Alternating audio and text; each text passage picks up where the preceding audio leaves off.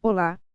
Eu resolvi fazer um audiobook desse material para que fique mais fácil o acesso aos leitores. Também disponibilizarei no meu site para quem prefira ler do que ouvir. Há pessoas auditivas. Eu não era, porém com a idade, eu pratiquei minha percepção auditiva para poupar minha visão. Sequestro alienígena abdução, um fenômeno comum entre uma psiquiatra e seu paciente. O texto é longo. Mas digo a vocês, vale a pena lê-lo até o fim, pois se trata de um depoimento de uma profissional idônea, sobre um assunto polêmico, e que precisa ser encarado com a seriedade que merece. Vocês vão se surpreender. Paciente abduzido.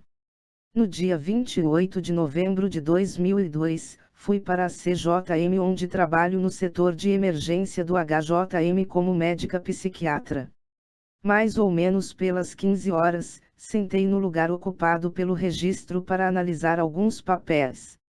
Nesse momento, entrou o Sr. A, paciente lotado no CRIS, Centro de Reabilitação e Integração Social, solicitando uma medicação para impregnação neurolética. Como sempre, chamei o auxiliar de enfermagem, que responde como mineiro, para aplicar uma ampola de biperideno 2 mg via IM. Conhecendo seu caso apenas superficialmente, mas sabendo que ele usa o decanato de haloperidol, que é uma medicação aplicada quinzenalmente, sei da necessidade do A de desempregar. Ao chegar o auxiliar, ele olhou espantado para o A e disse: Doutora, esse cara vive bebendo cachaça e gosta de tomar com essa medicação. Olhei para que ele dissesse algo em sua defesa, mas o paciente não se defendeu. Aliás, é uma atitude comum para os pacientes de longa data em manicômios como os da CJM, que passa por um processo de alienação crônica. Um tanto irritado, o auxiliar começou a aplicar a injeção, quando uma voz imperativa, porém comedida, exclamou: Ah, não bebe! Eu sou prova disso. Ato contínuo, eu voltei meus olhos para o cidadão que eu pensava que estava esperando a hora da visita. Era um homem mestiço, com expressão inteligente. Eu e o mineiro, naturalmente, ficamos em silêncio diante de tanta segurança. Então ele continuou: Eu sou o irmão de A. E pago suas contas. Nunca paguei nada a não ser comida e refrigerantes. Percebendo o nosso embaraço, ele suavizou sobremaneira. Acho que o senhor se equivocou em relação ao paciente. Naturalmente o senhor pode ter visto o outro e pensou que fosse o A. Salvo pelo gongo, o mineiro aceitou e se desculpou e retirou-se a jato do local. Disfarçando a minha cara no chão, abordei gentilmente o A e perguntei se ele estava bem, e ele confirmou com um sorriso e acrescentou: Esse é o meu irmão, doutora. No que o senhor assentiu com a cabeça. Tranquilizada com o final feliz, sorri, encerrando o incidente. Nesse momento, o senhor olhou fixamente para mim e indagou: A senhora conhece o A? Eu, sem saber mais como melhorar a situação, respondi: Claro. Ele sempre vem à emergência desse hospital para fazer esse tipo de medicamento. Ele insistiu: Pergunto se a senhora conhece realmente o A, leu sua história. Sem mais convicção alguma, disse: Ele é do CRIS, eu sou da emergência, logo eu o conheço como pessoa e sei de suas necessidades, mas não sou sua médica. Ele, que se apresentou como S, questionou: Mas a senhora já leu seu prontuário do CRIS? Eu disse não. Ele insistiu: A senhora sabia que ele ficou assim depois que ele foi abduzido por um disco voador? Eu o olhei fixamente. Em termos médicos, abdução não tinha sentido para mim naquela frase. Ele percebeu e adicionou: Sequestrado. Lembranças. Nesse momento, eu viajei para o ano de 1965. Eu estava com um primo de primeiro grau chamado JLR, pelos idos de julho a novembro. Era meia-noite e eu saio de sua casa para ir para a minha, do outro lado da quadra. Nesse momento, eu vi algo a uns 80 metros de mim. Parado. Luzes coloridas, vermelho, verde, azul, girando na horizontal, como um carro de polícia. Nessa época, Todas as viaturas tinham cores de tom vermelho, o que me chamou a atenção. Olhando mais nitidamente, percebi que simplesmente o objeto estava parado e não tinha nada embaixo para suportá-lo. Bastante surpreendida, suspeitei de algo inusitado. Olhei fixamente e percebi que as luzes deixavam perceber algo metálico a mais de 3 metros de altura, sem suporte e que parecia côncavo. É um disco voador. Nesse momento, pensei no perigo e olhei em volta. A menos de 30 metros, 2 homens baixos, talvez com 1,30 ou 1,40 vestidos de astronautas, vinham calmamente em nossa direção. Recordando os livros que já havia lido em todos meus 14 anos e meio, pensei em algum raio paralisante ou essas coisas similares. Em fração de segundos, tive medo de voltar para casa e eles fazerem algum mal à minha família. Pensei em seguir pela rua que ia dar numa pedreira, assim eu e meu primo nos livraríamos deles. Desatamos a correr. No hospital. Olhei para o S e creio que ele deve ter percebido a longa peregrinação mental que fiz. S continuou. Nessa hora só estávamos eu, S e A. Sinto que a senhora não é como o Dr. L, que é o médico dele. Então eu vou contar para a senhora o que aconteceu. Eu refeita e curiosa olhei ansiosamente para saber o ocorrido. Tudo começou em novembro de 1952, em Cubatão.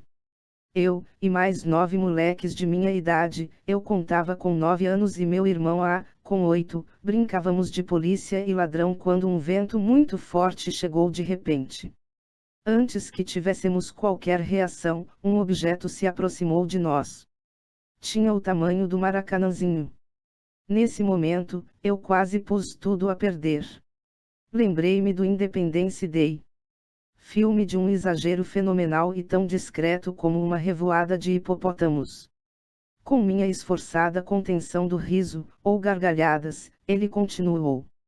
Nisso, a nave parou, abriu uma porta que se embutia pelas paredes. Meu pai não acreditou quando eu disse isso, porque nessa época a gente não conhecia esse sistema, e lançou uma flecha metálica de mais ou menos 30 centímetros. Começamos a correr e o primeiro abrigo para nós era a escola. Chegamos lá em mais ou menos 8 minutos. Então percebi que meu irmão não estava.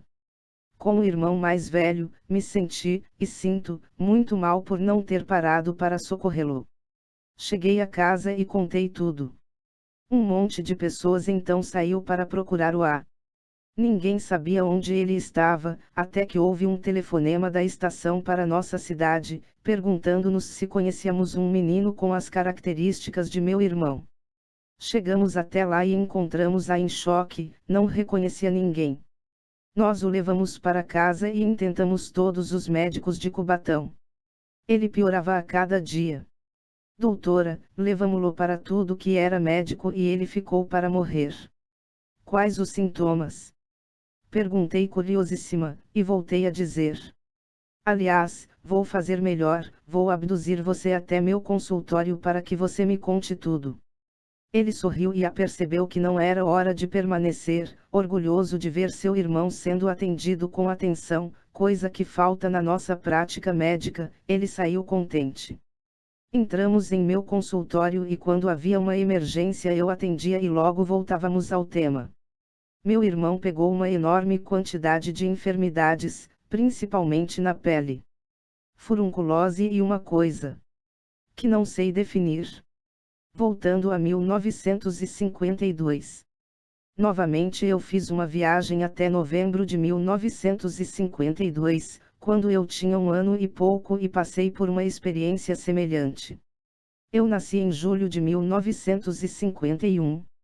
Meus pais eram muito jovens, 16 e 18 anos. Aos 6 meses de idade, meus pais me mandaram para a casa de meus avós, no sul da Bahia, em Ilhéus. Apesar de muito ricos e produtores de cacau, eles tinham vida simples e não urbana, faltando por isso, o conforto das grandes cidades. Depois que fiz 1 ano, segundo meus pais, minha mãe teve uma visão de madrugada. Viu Jesus, bem claramente pedindo que ela fosse me buscar, senão eu morreria. Ela foi direto para o aeroporto e chegou à Bahia o mais rápido que pôde. Encontrou-me em estado de quase morte. Desidratada, com furunculose e irreconhecível. Ela buscou uma farmácia e o farmacêutico a desenganou. Ah, minha senhora! Essa menina não tem jeito não. A senhora tem que buscar socorro em uma cidade grande. Minha mãe, Dona Seb, 17 anos, sozinha e sem saber o que fazer, voltou à fazenda e retaliou meus avós, acusando-os dos mais graves danos que uma pessoa poderia fazer. Isso selou uma inimizade que duraria para sempre, mesmo contra os argumentos de meus avós que disseram que a culpa recaia na babá, de 10 anos, que abandonou a criança no mato e fugiu. Incógnita. Fugiu de quê? Minha mãe pegou meus restos e foi para Minas Gerais, onde sua irmã Oep morava. Ali, fiquei em estação de águas por 3 meses.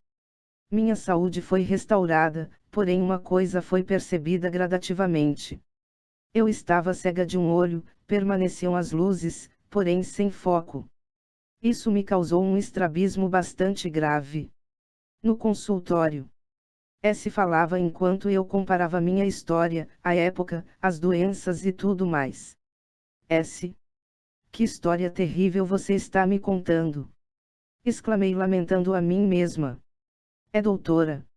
Eu guardarei essa culpa comigo para sempre. Eu deveria ter ficado. Doutora. A senhora já viu discos voadores, né? Eu vi com meu primo quando eu tinha 14 anos. Viu a tripulação? Vi. E depois? Depois? Ah! Eu corri. Assim é melhor. Mas? Correu para onde? Corri para uma pedreira. Eu e meu primo. Ah! Nesse momento eu me perguntava, cadê a pedreira que eu nunca cheguei lá? Eu não me lembrava de nada, arquivei. Eu já estava sobremaneira em pânico. Já percebia que o assunto chegou ao particular, mas não ousava perguntar. O estrabismo que eu noto em seu irmão. Ele nasceu assim. Não, doutora. Isso foi sequela. Apareceu depois, sem mais nem menos. Aliás, o Chico Xavier fez uma palestra sobre isso e eu notei que ele tinha o mesmo problema de meu irmão. Ato contínuo eu fui à minha bolsa, peguei minha carteira de motorista e apresentei ao monocular. Ele olhava para a carteira e me olhava. Eu, séria. Ele então, falou com voz baixa, abduzida. Creio que já se passaram mais de 2 horas de diálogo. Eu então resolvi entrevistar o E aí, quer dizer que você tem um irmão e eu o tomei de você. Orgulhoso de ver tanta atenção, disse sorrindo. Doutora. Para mim está tudo bem. Diga-me, como foi aquela história da nave? Eu não me lembro de nada não, senhora. Só sei que eu brincava com meus amigos, aí veio um vento forte e de repente eu vi uma seta. E tinha uma coisa muito grande que escureceu o céu. E como era essa seta? Mais ou menos deste tamanho, e sinalizou algo de 35 centímetros. Daí por diante, ele não se lembra de mais nada, nem que estava longe e sua família foi buscar. Apagaram de sua memória todas as informações. Um paciente de décadas na CJM, já tem seus neurônios de criatividade e abstração hipertrofiada. Mas todos os eventos ficaram correlacionados com as informações de Por outro lado, eu confio mais nos meus pacientes embotados que sejam, do que a mente criativa e enganosa dos homens de QI normais.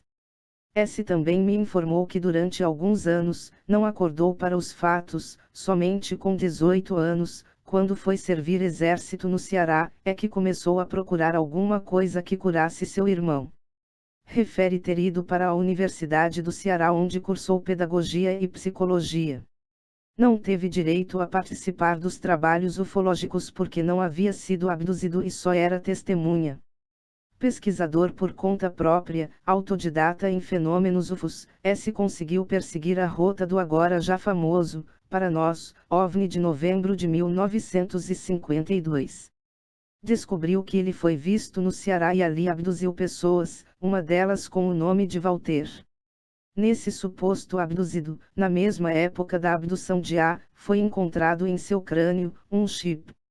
Foi ao estado do Pará onde se encontrou com o médico que fez a cirurgia e a retirada do chip, do tamanho de um grampo, desses que servem para grampear folhas. Após a cirurgia, o paciente Walter não suportou a cirurgia e veio a falecer com suposta hidrocefalia. Eu já explorara o Sr. S por horas e acabei por abduzi-lo por exatamente 7 horas, haja vista que ele ficou à minha disposição até às 10 horas da noite.